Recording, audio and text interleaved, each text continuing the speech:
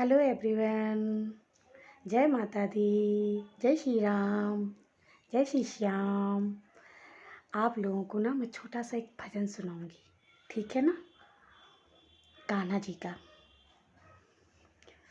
एक राधा एक मीरा, दोनों ने श्याम को चाहा, अंतर क्या दोनों की चाह मैं बोलूं, अंतर क्या दोनों की चाह मैं बोलूं। एक प्रेम दीवानी, एक तरस दीवानी।